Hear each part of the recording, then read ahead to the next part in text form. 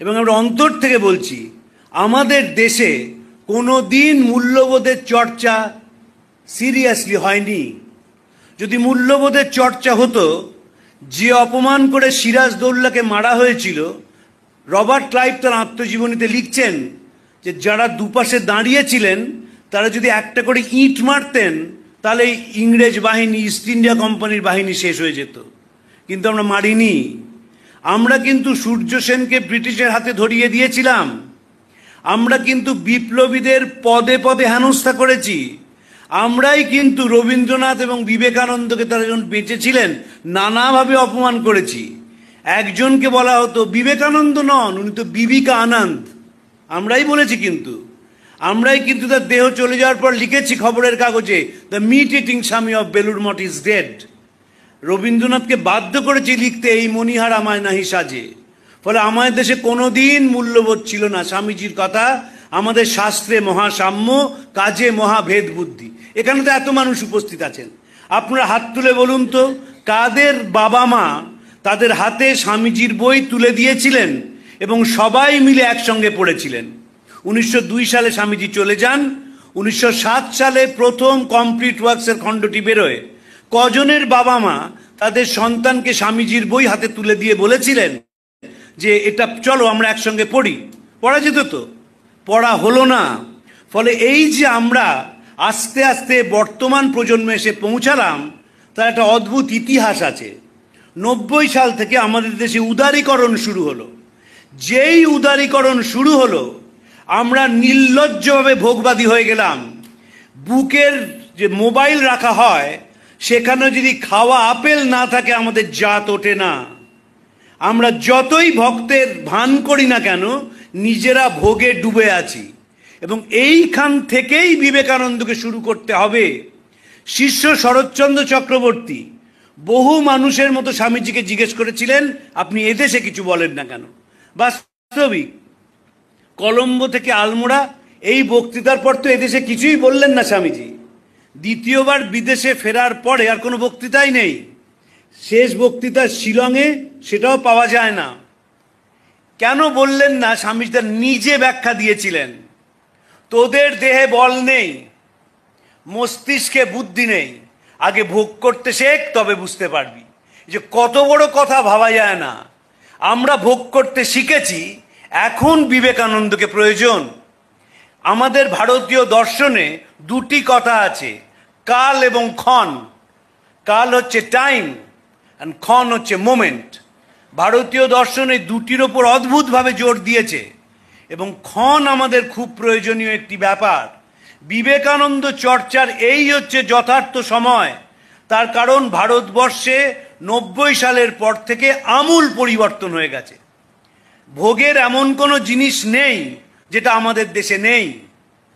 যে কোনো পৃথিবীর যা কিনতে চান, যদি পকেটে পয়সা থাকে, জুতো বলুন, জামা বলুন, আমাদের কোনো অভাব নেই। শুধু আমরা যেহেতু কোনো দিন মূল্যবোধের চর্চা করিনি, তাই আমাদের হৃদয়টা কিছু নেই, একেবারে শূন্যে গিয়ে পৌঁছচ্ছে। এবং কাদের পৌঁছচ্ছে? যারা ক্রিমি লেয়ার, যারা ভারত স্কুল কলেজে পড়াশোনা করেছে, অনেক নম্বর পেয়েছে, বড় চাকরি করছে, তাদের মধ্যে মূল্যবোধের অবক্ষয় সবচেয়ে বেশি। কিছুদিন আগে আমি কলকাতা পুলিশের ডেপুটি কমিশনার ট্রাফিকের কাছ থেকে একটা স্ট্যাটিস্টিক্স নিচ্ছিলাম যে আমাদের রাত্রিরে তো ট্রাফিক ফ্লাউট করা হয় যখন পুলিশ থাকে না, আর তখন সিগন্যাল ভাঙে। অবাক হয়ে দেখলাম সে সিগন্যাল যে ভাঙে সেটা কিন্তু ওলা উবের ভাঙে না, ভাঙে হচ্ছে owner driven private cars, BMW, Porsche, Skoda, Mercedes. তারা রাত্রির বেলায় অনায়াসে অবলীলাক্রমে তারা ট্রাফিক ফ্লাউট করে চলে যায়। হাইওয়েতে যত বড় বড় অ্যাক্সিডেন্ট হচ্ছে, গাড়ি একেবারে শেষ হয়ে যাচ্ছে, মানুষ মারা যাচ্ছে, সব কিন্তু 40 লাখ টাকার ওপরের গাড়ি। এই যে আমাদের দেশের ওপরের শ্রেণীটা মূল্যবোধহীন, সেটা তলায়ও চলে আসছে। আমার ব্যক্তিগত অভিজ্ঞতা, আমি পশ্চিমবঙ্গের 341টা ব্লকের সব কটা ব্লকে গেছি, 55,000 গ্রামের 47,000 গ্রামে গেছি আমার চাকরির সুবাদে গত 3 দশক ধরে। আমি দেখেছি যারা সাধারণ মানুষ, তাদের মধ্যে তাও মূল্যবোধ আছে। যত ওপরে ওঠা যায় তত মূল্যবোধহীনতা, এবং এই যে রামকৃষ্ণ মিশনে আসার ফ্যাশন হয়েছে, তারা মহারাজদের কাছে একরকম, বাইরে একরকম। এক অদ্ভুত জীব, এক অদ্ভুত জীব। মহারাজের কাছে প্রণাম করছেন, প্রণাম করে এমন করে কথা বলছেন এক বিরাট ডাক্তারবাবু, যে মনে হচ্ছে যে না একেবারে বিরাট, একেবারে এত বড় হৃদয়। যেই তিনি বাইরে চড়ে গেলেন একটা গাঁট কাটা হয়ে উঠলেন। এই যে শিফট আমরা করি খুব তাড়াতাড়ি, তার কারণ আমরা কোনো দিন বিবেকানন্দকে কাছ থেকে ধরিনি। এবং ফলে কি জানেন, আমরা যতই সভায় আসি না কেন, যতই দামি জামা কাপড় পরি না কেন, যতই ফেসিয়াল আর বটক্স করি না কেন, আমাদের বাড়িগুলো কিন্তু জ্বলতে শুরু করে দিয়েছে। বার্ট্রান্ড রাসেল বলেছিলেন, দ্বিতীয় বিশ্ব মহাযুদ্ধের ঠিক পরে, we live in houses without any beauty, where we eat meals which merely nourish, beget children without any love, and subject them to an education which kills the spontaneity of life. আমরা যে বাড়িতে থাকি, বাড়ির কোনো চিনি ছাদ নেই, ও 2 কোটি টাকার ফ্ল্যাট হোক, ও ক্ষেত্রীর মার্বেল হোক, বাড়িতে কোনো আনন্দ নেই। ওই ব্রহ্মনিষ্ঠ গৃহস্থ স্যার তত্ত্বজ্ঞান ও পরায়ণ সেরকম বাড়ি নয়। বাড়িতে ঢুকলেই দেখবেন যে একটা অদ্ভুত নিস্তব্ধতা, বাবা মা ছেলে মেয়ে সবাই মোবাইল নিয়ে খেলছে, এর বাইরে কেউ নয়। রাত্রিবেলা অনেক রাত্রিরে কাজ করে ফিরি, দেখি তখনও যে রাস্তায় ট্রাফিক সার্জেন্ট রয়েছেন তিনিও মোবাইল নিয়ে খেলছেন, সিভিক ভলেন্টিয়ারও মোবাইল নিয়ে খেলছে ইত্যাদি। একবার মুখ্যমন্ত্রী মিটিং করছেন, করতে করতে বন্ধ করে দিলেন, দেখা গেল শেষে 4 জন IAS অফিসার মিটিং না শুনে মোবাইল নিয়ে খেলে বেড়াচ্ছেন। এবং এই সব কটা নেশায় পরিণত হয়েছে, সকলেই তাই। এই যে আমরা নেশাগ্রস্ত হয়ে পড়ছি জড়বাদের দিকে, ফলে কি হচ্ছে, মানুষের প্রতি আমাদের টান থাকছে না। এবং যেহেতু মানুষের প্রতি টান থাকছে না, আমাদের মনে কোনো শান্তি নেই। নিৎসে বলেছিলেন, after you have shed all your burdens you become a burden to yourself. একটি মানুষকে জিজ্ঞেস করবেন কেমন আছেন, তিনি নিজের মেডিকেল বুলেটিনটি পড়তে শুরু করবেন। শঙ্করীবাবু বলতেন, বিখ্যাত বিবেকানন্দ গবেষক, যে স্যার কেমন আছেন, বলতেন দেখো ভাই, আমার যদি শরীরের কথা বলতে হয় 5 মিনিট লাগবে, এবার তোমার শরীরের কথা শুনতে হবে তাতে আরও 5 মিনিট লাগবে, 10টা মিনিট চলে যাবে, তার থেকে চলো স্বামীজি পড়া শুরু করি। স্বামীজি কেন পড়া দরকার? দরকার হচ্ছে নিজের জীবনটাকে শান্ত করার জন্য এবং শান্তি পাওয়ার জন্য। যারা সন্ন্যাসী হন তারাও কিন্তু শান্তি খুঁজছেন, যারা সংসারী তারাও শান্তি খুঁজছেন।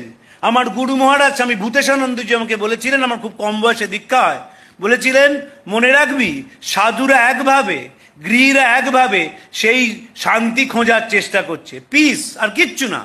সারা জীবনটা তো শান্তি খোঁজা, এবং শান্তি খুঁজতে গিয়ে দেখা যাচ্ছে যে স্বামীজি ছাড়া বাঁচার কোনো উপায় নেই। আমাদের 2টি জিনিস দরকার।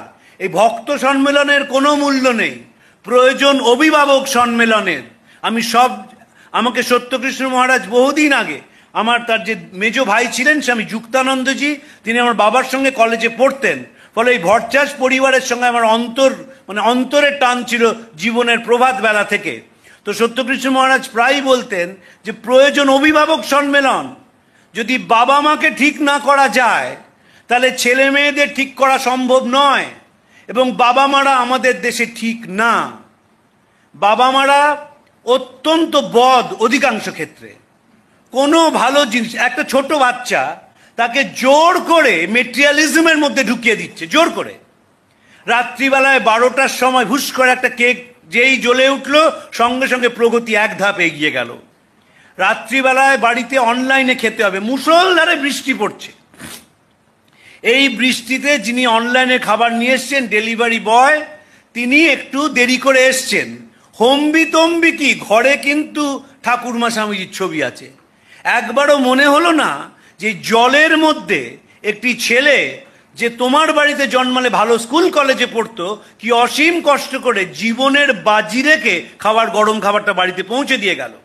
যেভাবে রাস্তায় মোটরসাইকেল চালায়, ইদানিংকালে তো 10 জন যারা ডেলিভারি বয় তারা মারাই গেলেন অ্যাক্সিডেন্টে, এত জোরে যাচ্ছিলেন, পেছন থেকে গাড়ি ধাক্কা মারলো, তারা পড়ে মারা গেলেন। কিন্তু গরম খাবারটা আমার পৌঁছাতে হবে, that too at an unearthly hour. হঠাৎ 12টার সময় রাত্রিরে মনে হলো যে জল তো খাচ্ছিলাম, একটু ইলিশ মাছ আর ডিম এই খিচুড়ি খেলে কেমন হয়। সঙ্গে সঙ্গে অনলাইনে করা হলো এবং বলা হলো যেন খাবারটা সময় মতো চলে আসে। আমি ইদানিংকালে ডেলিভারি বয়দের বিবেকানন্দ পড়াতে শুরু করেছি।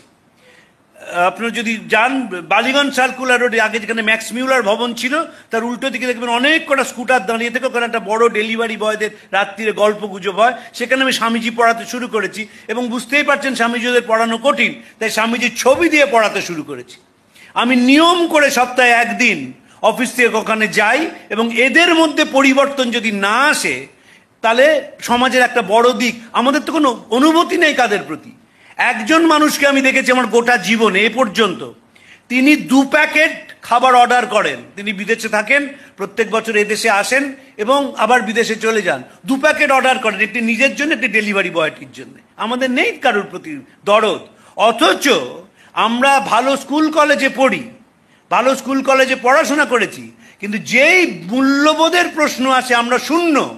মনে রাখতে হবে, হৃদয়হীনতা যদি আমরা পাল্টাতে না পারি আমাদের কিন্তু বিপদ কেউ ঠেকাতে পারবে না।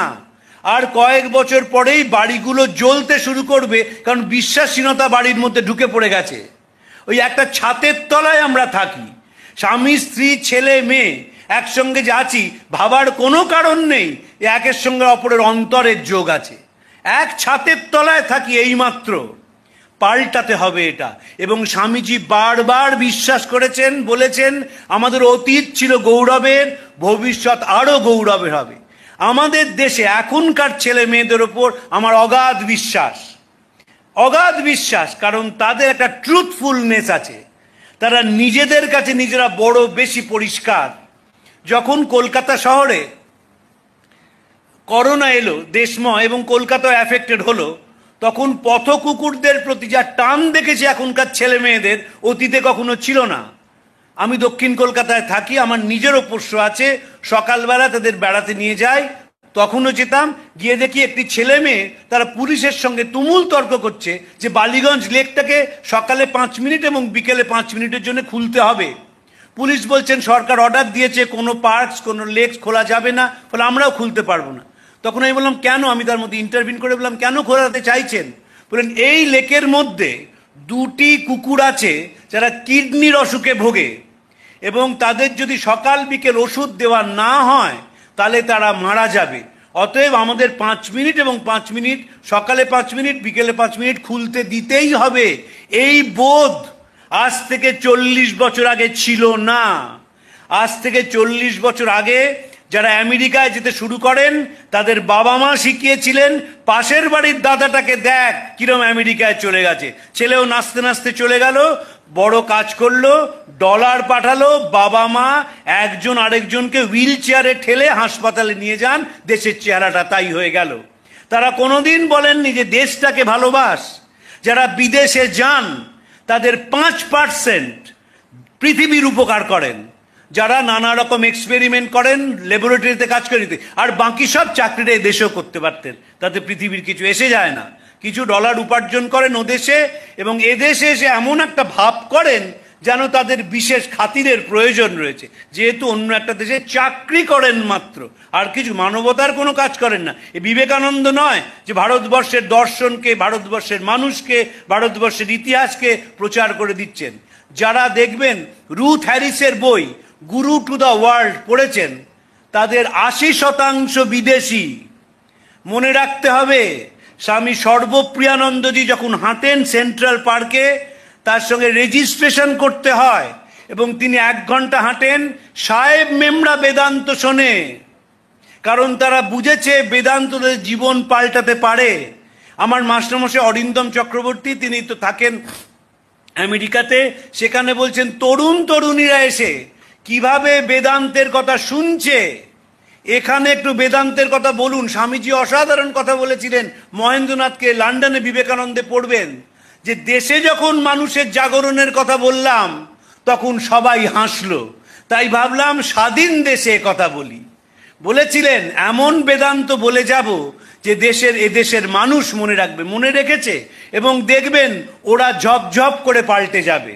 ওদের যা সামাজিক ত্রুটি, ওদের যা মানসিক ত্রুটি ঠিক পাল্টে নেবে। আমরা পাল্টাবো না, কারণ আমরা তো অনুকরণ প্রিয়তায় বিশ্বাস করি। আমরা তো পাল্টাতে চাই না। আমরা তো চেষ্টা করলেও বাড়ির একটা ছেলেকে বলতে